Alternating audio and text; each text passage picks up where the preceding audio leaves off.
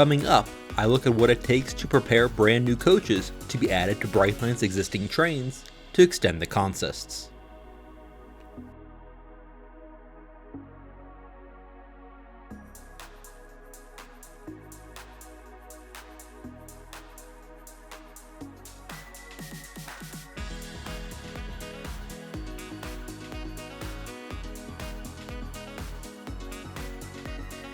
Brightline is in the process of receiving 30 new coaches, which will allow it to extend its 10 trains to 7 coaches apiece. These coaches are being built on a dedicated assembly line at Siemens' Sacramento rolling stock factory. These coaches are being delivered to Brightline over multiple deliveries, with the first delivery seen here departing Sacramento in September 2024.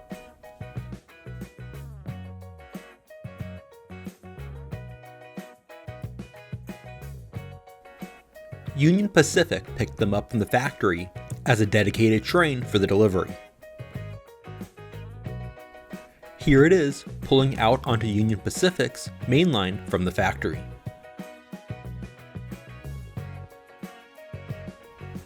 Union Pacific moved them across the west from Sacramento to East St. Louis, Illinois, where they were interchanged to CSX for delivery to Orlando. This included an unanticipated layover in Baldwin, Florida to wait out Hurricane Helene. CSX delivered them to Brightline's base camp vehicle maintenance facility on the south side of Orlando International Airport, where they would have the finishing touches completed and undergo commissioning.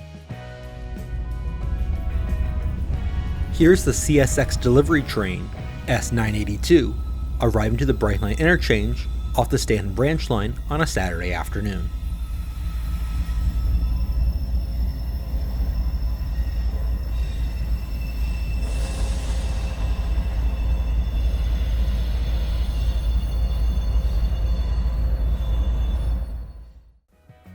These coaches were delivered without any of their paint scheme wrappings, as it was determined that those wraps and other minor finishing touches could be completed by the commissioning crews at the vehicle maintenance facility. This was deemed to be the fastest path to get these coaches in service.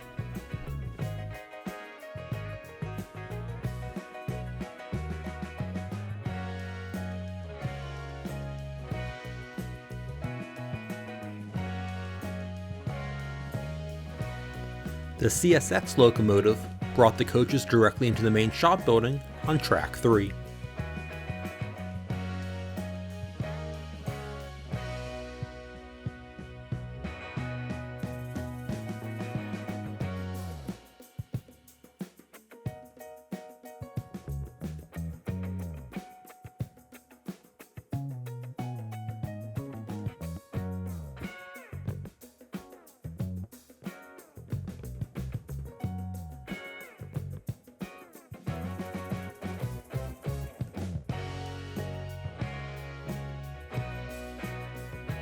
Even before the CSX locomotive left the property, the Siemens crews were already at work on preparations.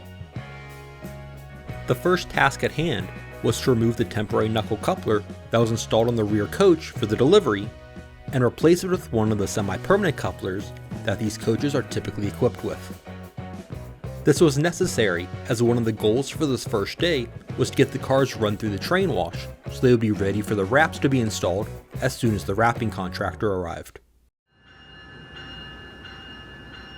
To get the coaches through the wash, Brightline's spare locomotive was put to use. Here it is moving out of the locomotive shop.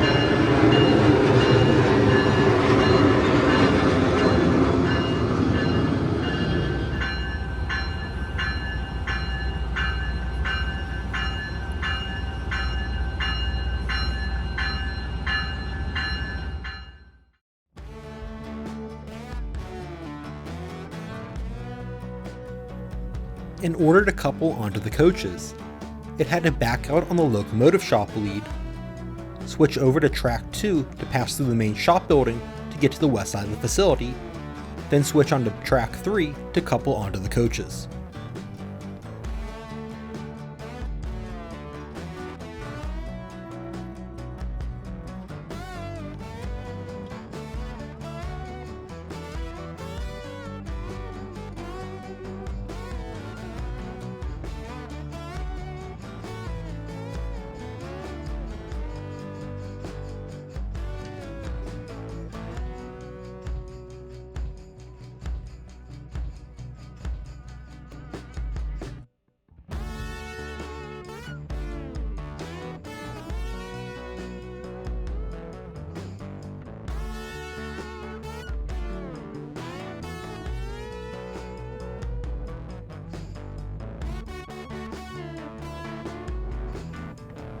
The locomotive had to be on the west side of the coaches, as the train wash requires a locomotive in the lead, and the direction of travel through it is headed west.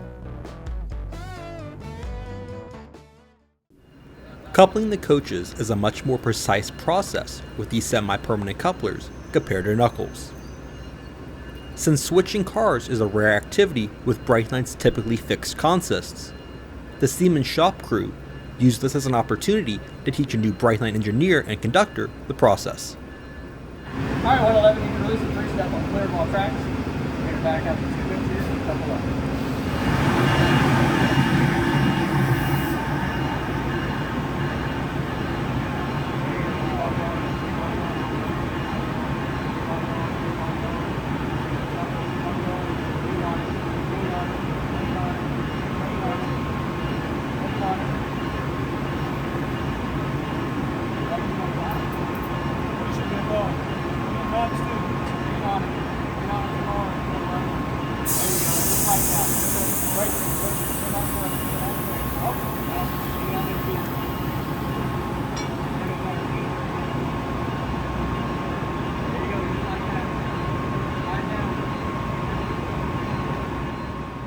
The coupling process essentially requires that there is an even pressure between the locomotive and coach's couplers, so that their faces are fully touching. This allows 2 halves of a circular clamping ring to be placed around the joint and be bolted into place, and therefore semi-permanently coupling the coaches. With limited space between the coach and locomotive, I unfortunately did not film the ring being installed.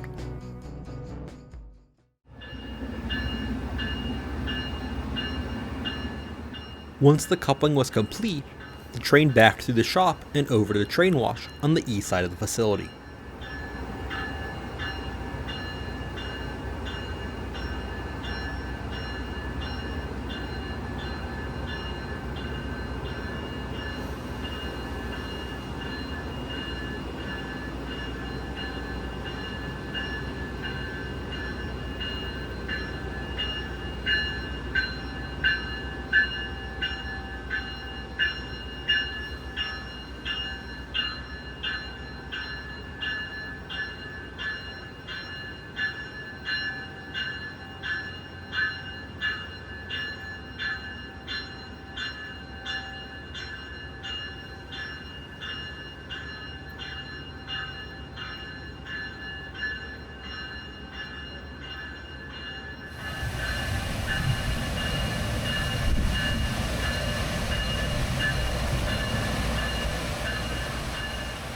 Here it is coming out of the train wash during its first pass through. One of the benefits of the delivery being stopped in Baldwin, Florida to wait out the passing of Hurricane Helene is that the train got a natural pressure washing, removing most of the dirt and grime from its cross-country trip. This meant that instead of 4 or 5 trips through the wash, only 2 were required.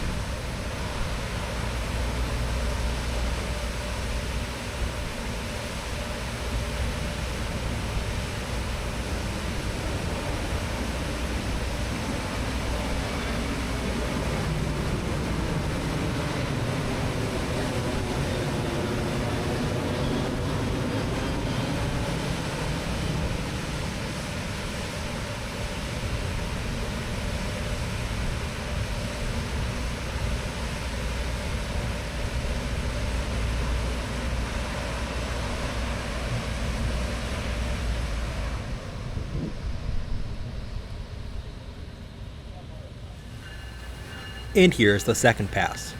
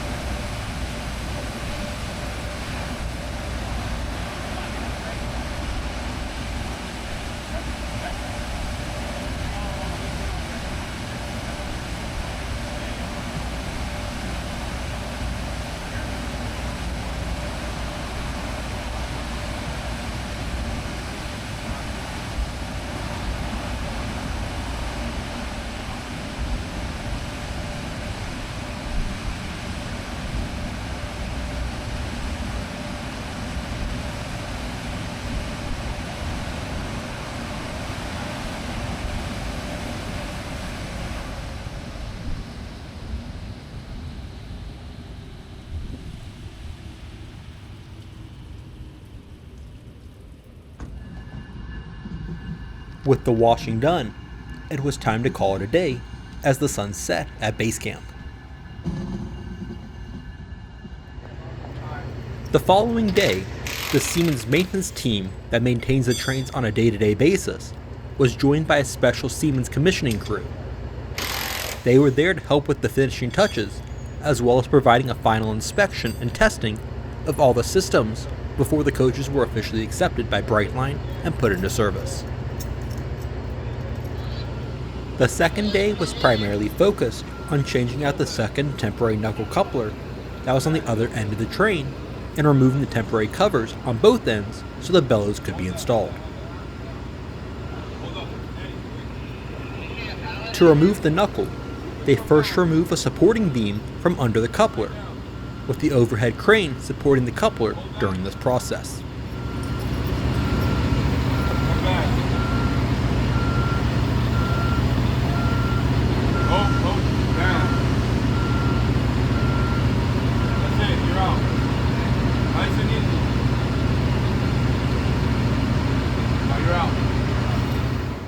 A forklift then came in to support the coupler, while the crews removed the pin securing the coupler to the car.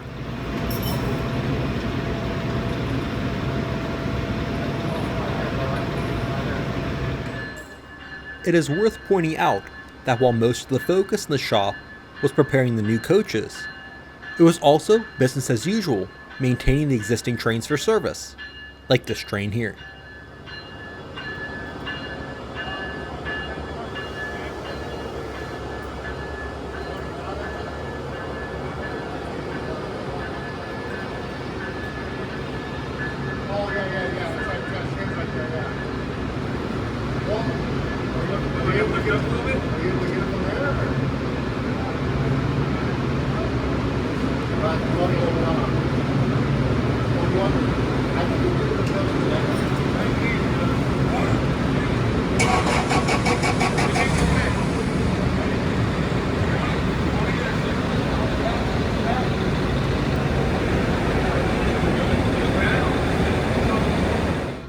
Once the pin was removed, the forklift backed out with the coupler.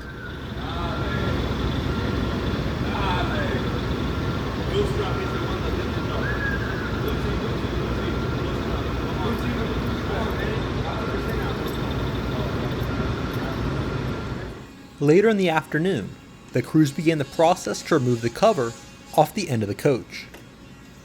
The ends had to have temporary covers installed for the delivery, as there's no permanent door to seal the interior from the elements on a typical mid-train coach. In addition to numerous bolts, there's also a healthy amount of caulking that needed to be removed. Once that cover was removed, the crew shifted to installing the semi-permanent coupler assembly.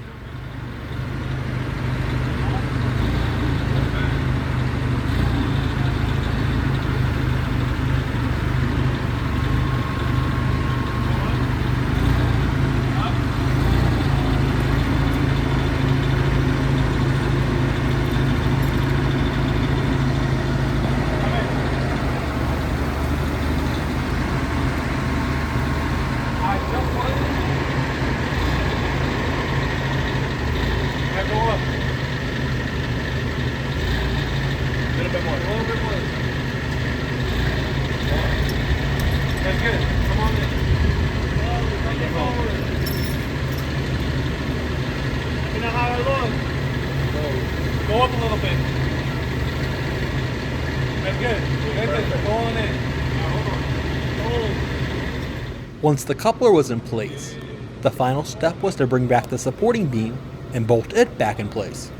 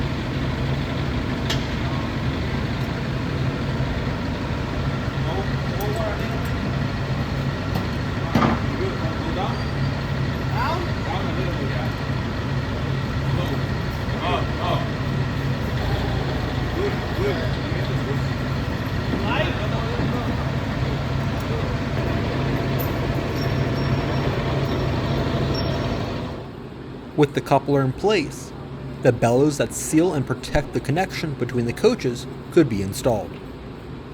This was done with a lot of bolts and weatherproofing caulking.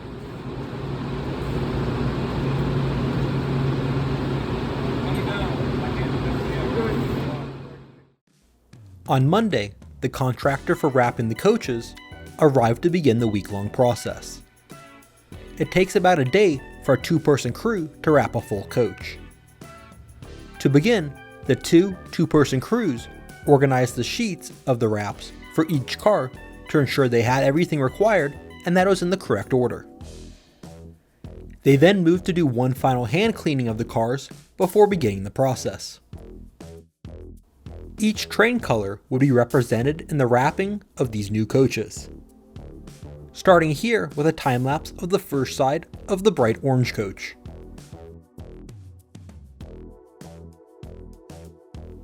Each of the individual sections of the wrap need to be lined up precisely for the graphic to match as they move down the car.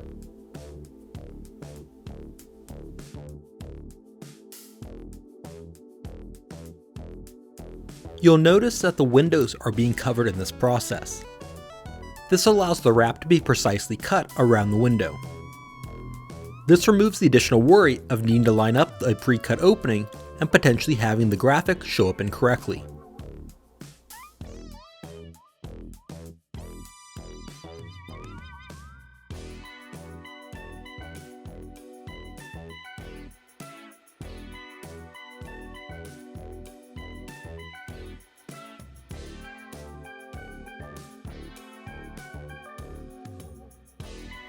Now here's a look at bright red coming together.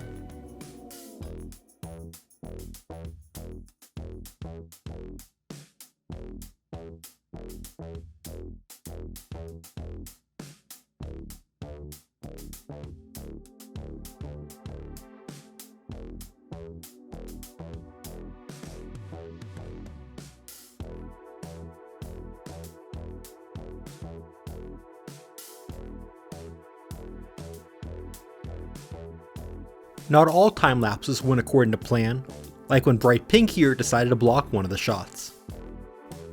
Here's a closer look at the installation of the bright blue wrap.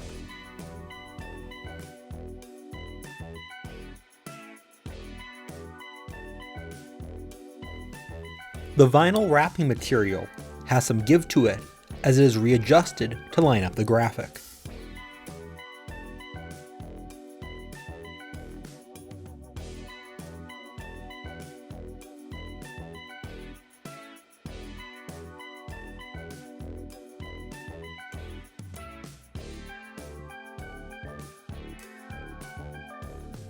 One person is typically in charge of lining up the graphic. The second person is scraping over the previously installed section to remove any bubbles that may have been trapped underneath and to ensure the wrap is fully adhering to the coach. They also cut out sections of the wrap that are covering hatches or other aspects of the coach's systems that require access.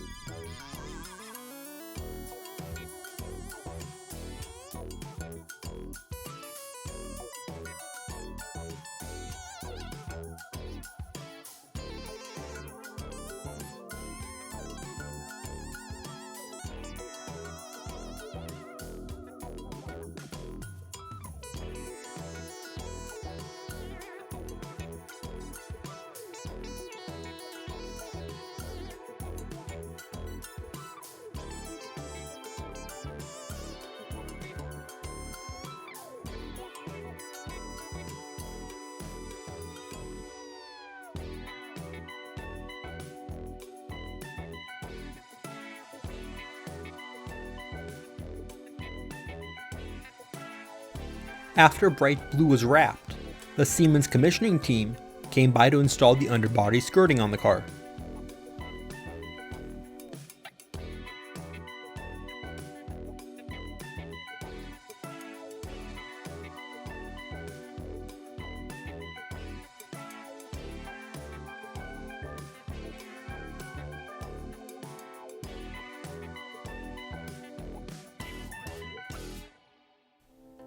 While all of the outside work was ongoing, inside, crews were preparing the interior by testing all the systems and installing all of the separately provided items from Brightline, like IT equipment and all the decals.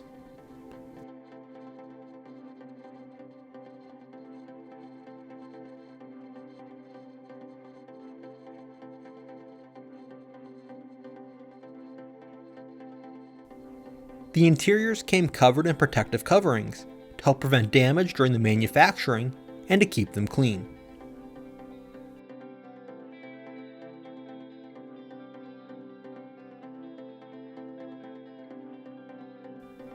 Here is one of the decals being installed in bright orange.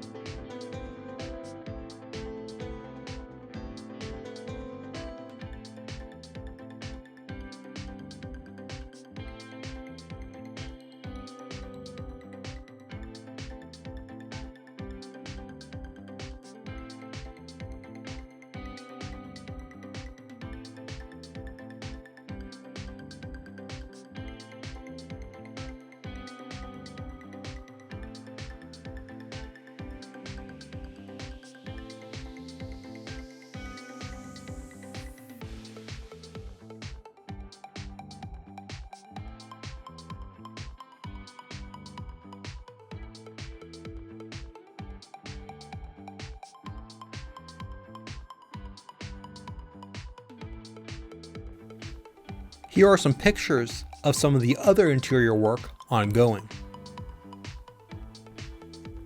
It is also worth noting that overnight on one of the days of the commissioning process, the 5 coaches were taken out on the Orlando line for several dynamic testing runs.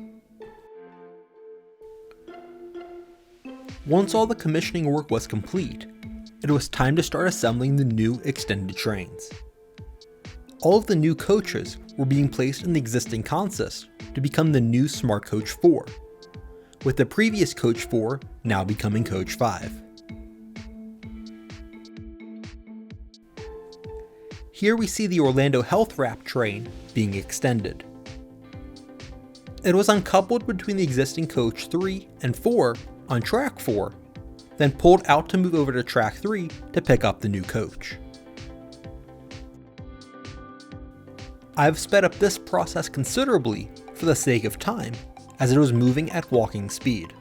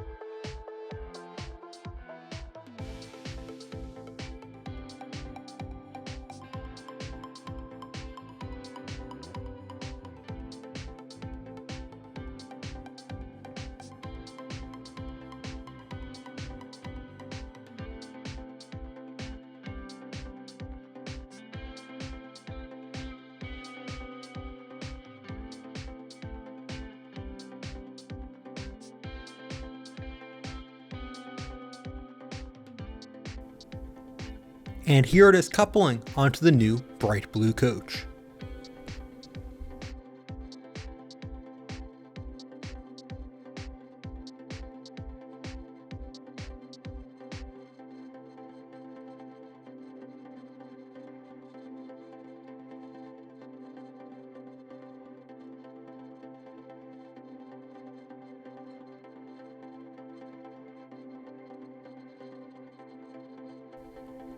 And now for a special view from an unmanned camera mounted in the vestibule in the new coach, as it was switched back over to Track 4 to complete the lengthened train.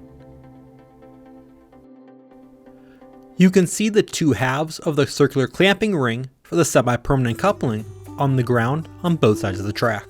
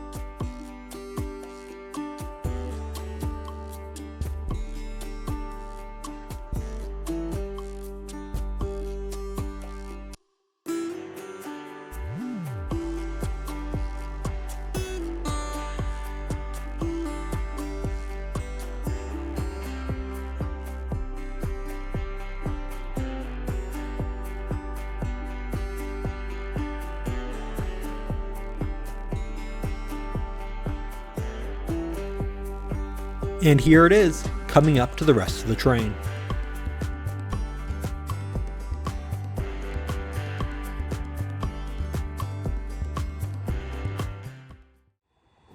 Here's the first 5-car train departing base camp for its first run in revenue service the following morning.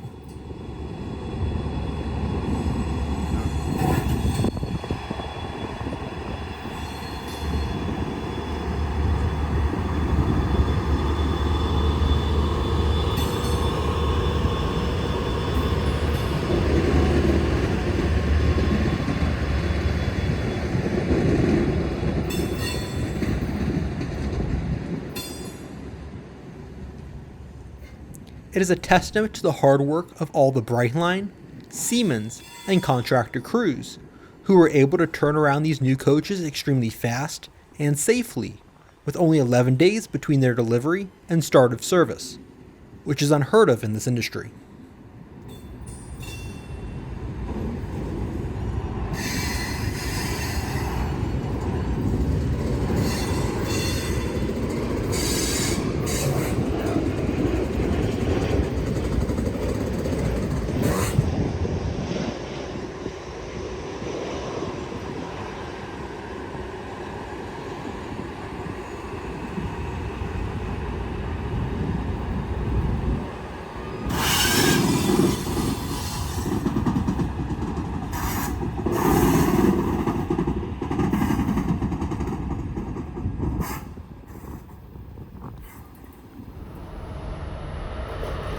Here it is meeting the Princess Cruise Line's wrap on its first departure.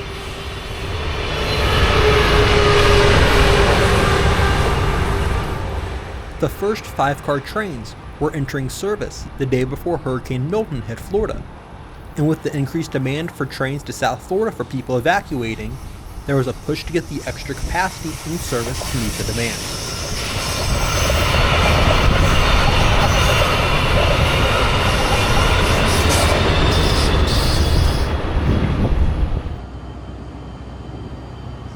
The very next departure from Orlando southbound was also a 5-car train, with the newly extended bright pink, seen here on the Orlando station platform.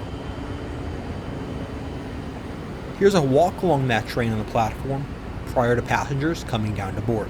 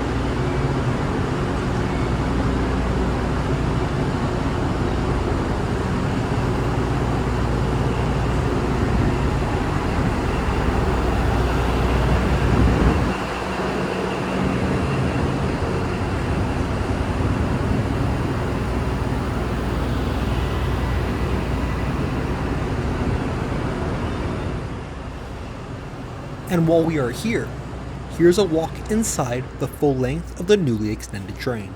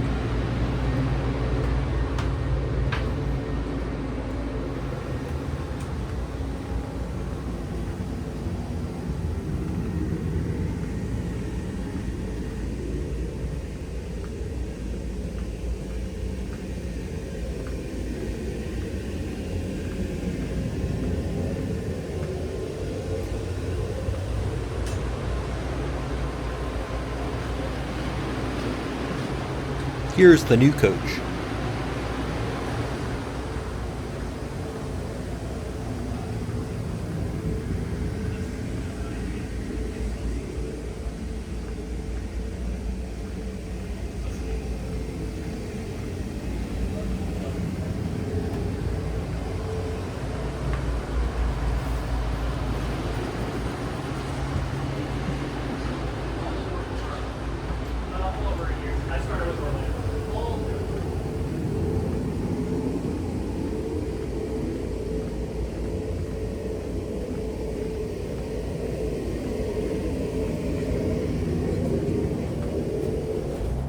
I had just enough time to get out along the Orlando line for its first run.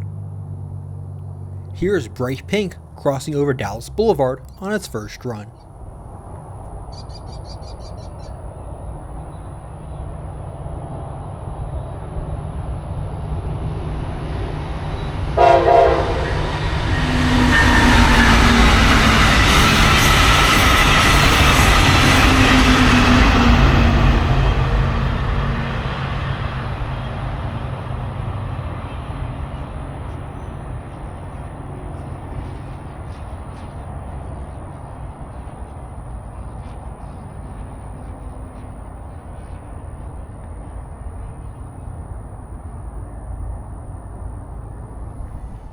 Back at the Orlando station later that evening, here's the Princess Cruise Line wrap train again, but transformed into its new extended configuration. With the heightened demand for capacity that day, there was a push to get a third 5-car train in service. The incredible Brightline and Siemens crews at base camp were able to turn around this extension in the 5 hours from where I last saw this train.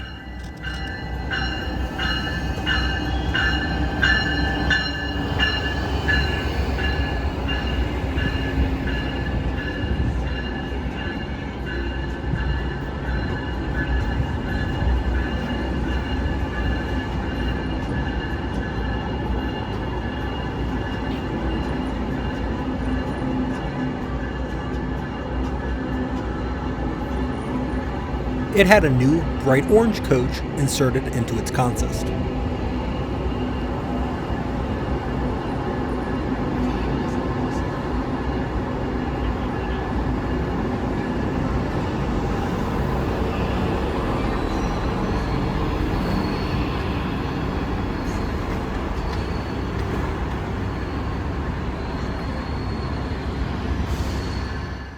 And here it is departing the station on its first run.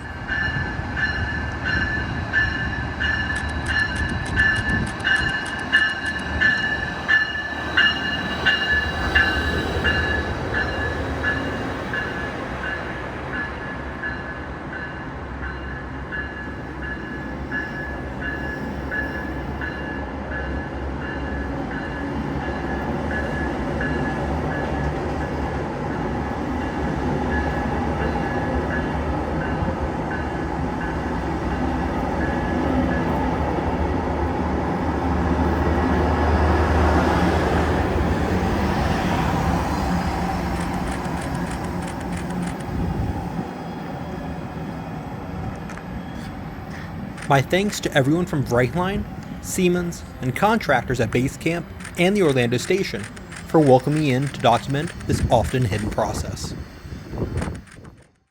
Thanks for watching. Be sure to hit the like button and subscribe.